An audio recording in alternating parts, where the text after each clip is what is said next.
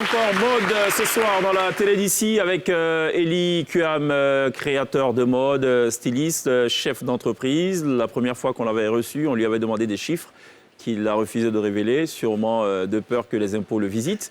Donc on ne parlera pas de chiffres ce soir, on va parler de la mode de façon très général. De façon très générale. Et avant que tu viennes, il nous disait un petit peu ce que voulait dire son nom. D'ailleurs, il le prononce tellement bien que je suis sûre qu'il parle très bien sa langue maternelle. Tu dis que c'est Kuyama. Kuyame, viens cheminer avec moi. Et c'est pas ma langue maternelle, c'est ma langue paternelle. Plutôt. Donc, oui, ma mère est mauritanienne, malienne et libanaise. Donc née dans le nord de la Côte d'Ivoire, parlant le djoula. Donc, du coup, ma maman est extrêmement blanche. Et puis, bon, malheureusement, mon père n'a pas...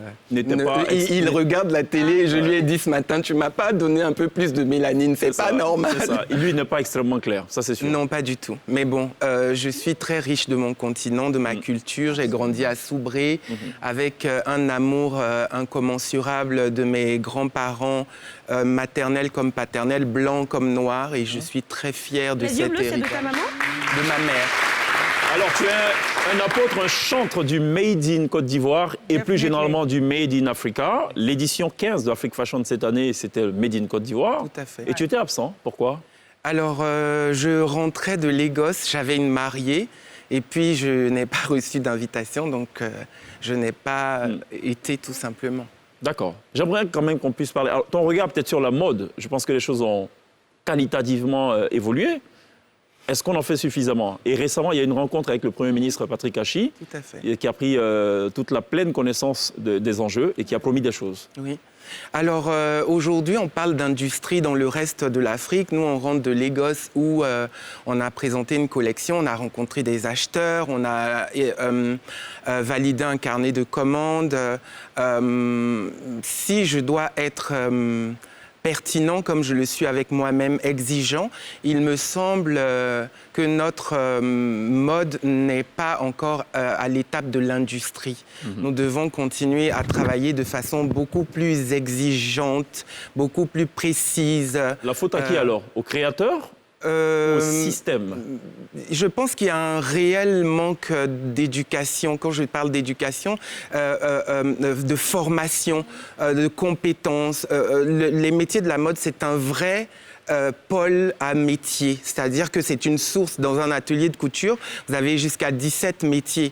Donc il faut aujourd'hui qu'on se forme, qu'on accepte par exemple d'être le repasseur dans un atelier de couture, ce qui n'est en rien moins valorisant que celui qui est modéliste. Il y a une... Il est payé correctement, il n'y a pas de problème. Non, mais c'est qu'ils n'acceptent pas de se faire former. En général, on va payer correctement quand on a le bagou en retour. C'est 17% quand même de qualité d'un vêtement, le repassage. Ouais. Donc c'est important quand on envoie des pièces à Lagos, on envoie des pièces à Londres, à New York, en Arabie Saoudite. Aujourd'hui, nous, on Born in Africa. Donc c'est Born in Africa. On expédie des pièces jusqu'en Arabie Saoudite aujourd'hui.